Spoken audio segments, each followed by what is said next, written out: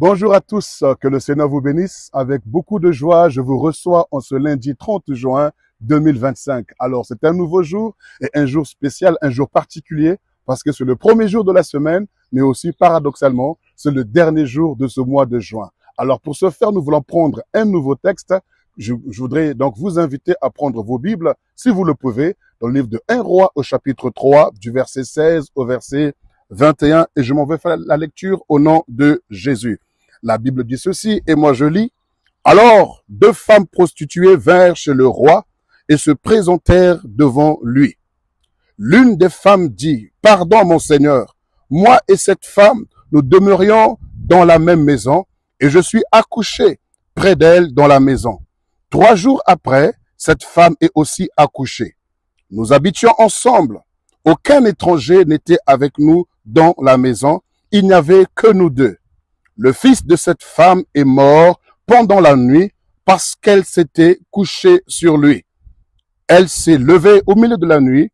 Elle a pris mon fils et à mes côtés, tandis que ta servante dormait, et elle l'a couché dans son sein.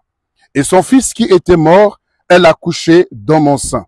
Le matin, je me suis levé pour allaiter mon fils, et voici, il était mort.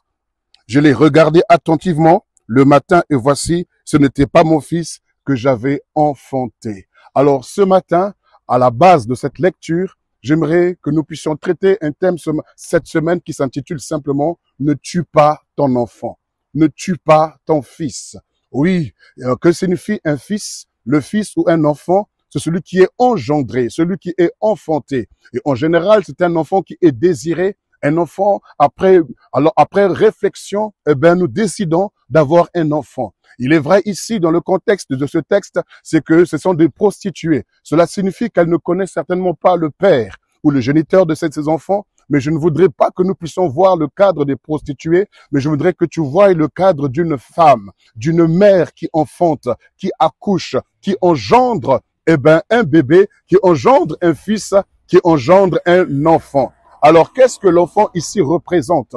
L'enfant représente tes projets, l'enfant représente ton mariage, l'enfant représente ta famille, l'enfant représente ton entreprise, tes études, tes relations, tes connexions, ce que tu as engendré, ce que tu as produit avec tant d'efforts, tant d'énergie, avec le temps. Tu as produit quelque chose, mais tu es sur le point de le tuer. Pourquoi? Parce qu'il y a des causes et des conséquences de fait de tuer son enfant. Alors, on va le voir durant toute cette semaine, mais j'aimerais t'encourager que toi, tu ne puisses pas tuer ton enfant. Parce que cette femme qui dormait, elle a pu donc se coucher sur son enfant par mégarde, et voici que cet enfant est mort. Pourquoi? Tout simplement, il y a des causes à cela. Il y a des causes qui nous amènent à vouloir détruire ce que nous avons enfanté, à vouloir détruire ce que nous avons engendré. Il y a des situations qui nous pressent, qui nous oppressent, qui nous attristent, qui nous découragent et qui nous poussent à vouloir détruire ce que nous avons bâti de nos mains, ce que nous avons construit de nos mains, ce que nous avons formé avec tant de challenges, avec tant de force,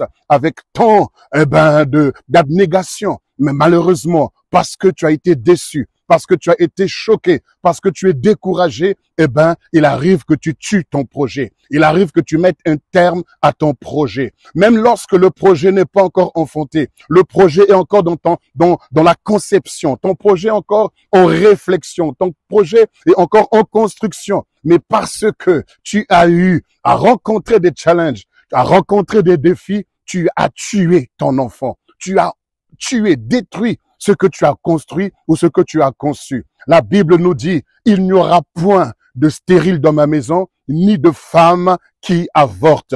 Tu me diras, tu es un homme, tu ne peux pas enfanter, tu ne peux pas engendrer, mais je parle ici en tant que une personne qui a une matrice, une personne qui a un système de pensée est une personne qui accouche également, qui peut engendrer. Parce que tu ne peux rien concevoir, tu ne peux rien créer, tu ne peux rien produire si tu ne penses pas au préalable. Le système de pensée est un système c'est comme une matrice qui est censée produire et enfanter. Alors, pose-toi la question, quels sont ces enfants que tu as tués? Quels sont ces enfants que tu as détruits? Tes projets, tes finances, tes affaires, tes relations, ta famille, même tes études, il faudrait que tu te poses la question, qu'est-ce que tu as tué? Et que le Seigneur, qui est le Dieu de la résurrection, ressuscite ce qui était mort en toi, qu'il restaure ce qui était mort en toi. Je prie que ces paroles t'interpellent et t'amènent à prier et t'amènent à réfléchir. Et durant cette semaine, on va voir ce thème, ne tue pas ton enfant. Que le Seigneur te bénisse, très bonne journée et très bonne semaine.